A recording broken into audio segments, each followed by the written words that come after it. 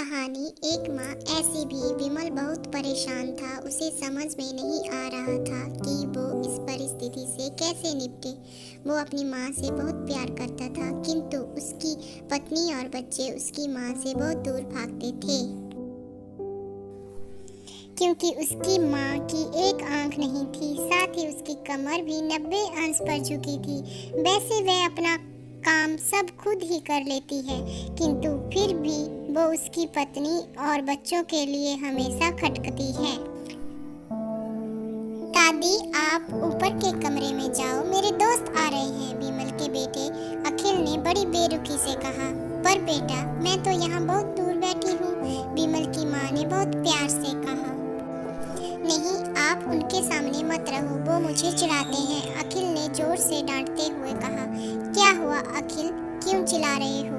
विमल की पत्नी कामिनी ने किचन से आवाज लगाई। देखो ना माँ, ये दादी यही ड्राइंग रूम में बैठी है और मेरे दोस्त आ रहे हैं, अखिल ने शिकायत भरे लहजे में कहा। माँ जी, आप ऊपर चली जाओ, क्यों हम लोगों को लजवाती हो? कामिनी ने बेटे का पक्ष लेते हुए कहा। बेचारी सरस्वती चुपचाप उठकर ऊपर वाले कमरे में जाने लगी। कमर झुकी होने के कारण उन्हें ऊपर चढ़ने में बहुत परेशानी हो रही थी, किंतु वो पूरी ताकत से ऊपर के एक अकेले कोने वाले कमरे में जाकर बैठ गई।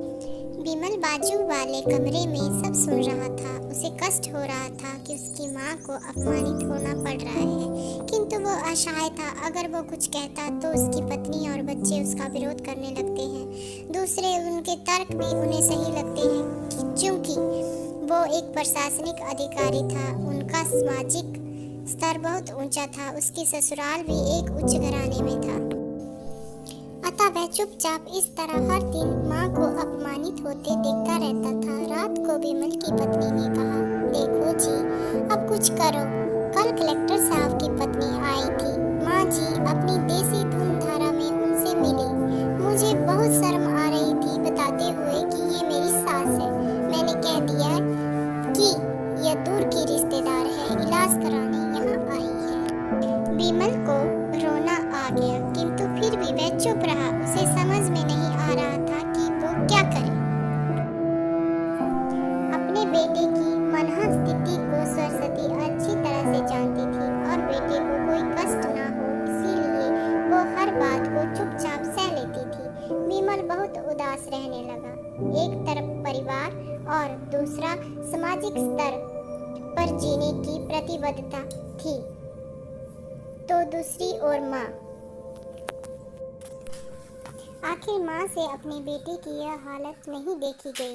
एक दिन उसने अपने बेटे से कहा, विमल, बहुत दिन हो गए हैं, मैं अपने गांव जाना चाहती हूँ, मुझे वहाँ पहुँचा दो, मेरा यहाँ मन नहीं लग रहा है। किंतु माँ, वहाँ तो कोई नहीं है, तुम्हारी देखभाल कौन करेगा?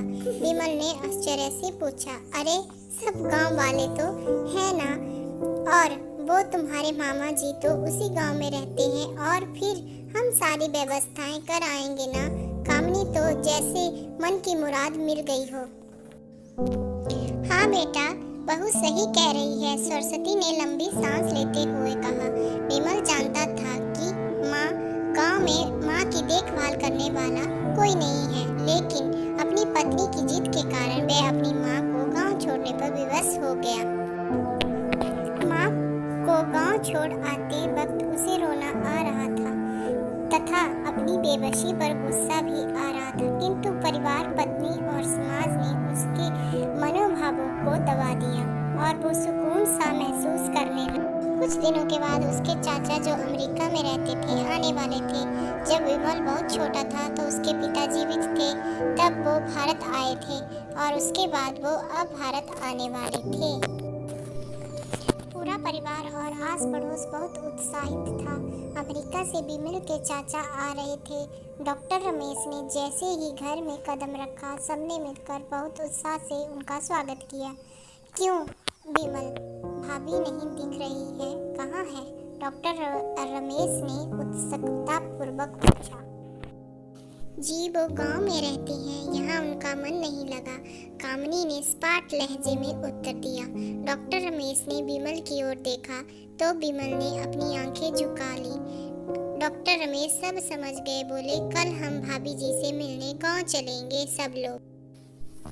दूसरे दिन सभी लोग गांव के घर में पहुंचे। देखा कि सरस्वती को बहुत तेज बुखार है और वो पलंग पर असहाय पड़ी है। डॉक्टर रमेश दौड़कर सरस्वती के पास गए, उनके पैर छूकर रोने लगे। सरस्वती की यह हालत देख उनकी कल्पना से परे थी। वाह बेटा विमल, तूने तो नाम उजागर कर दिया। अपनी माँ की यह हालत देखकर तुझे तो शर्म भी नहीं आ रही होगी। डॉक्टर रमेश ने विमल को लगभग डांटते हुए कहा, नहीं देवर जी, विमल का कोई दोष नहीं है, मैं खुद गांव आई थी। सरस्वती ने अपने बेटे का बचाव किया। मुझे सब पता चल गया भाभी, आप चुप रहो। क्यों बहू, तुम्हें अपनी सास की क्रूरता पसंद नहीं है? समाज में तुम्हें नीचा देखना पड़ता है ना?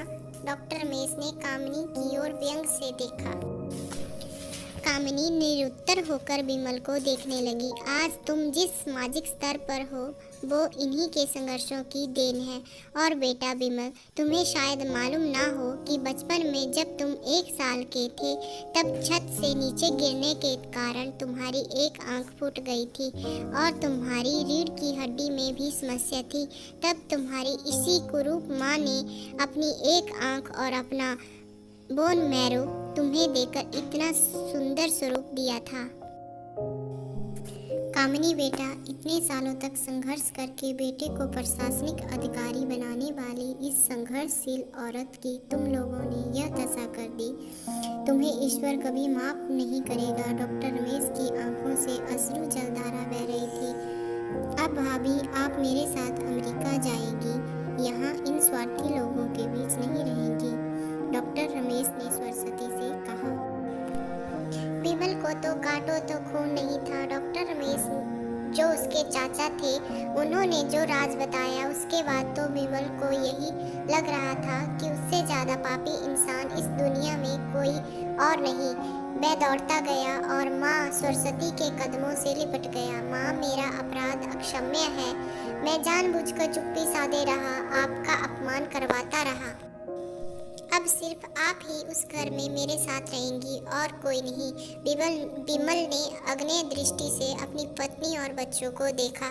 कामिनी को तो बहुत पश्चाताप हो रहा था, किंतु उसकी हिम्मत नहीं हो रही थी कि वो सरस्वती से आंख मिलाए।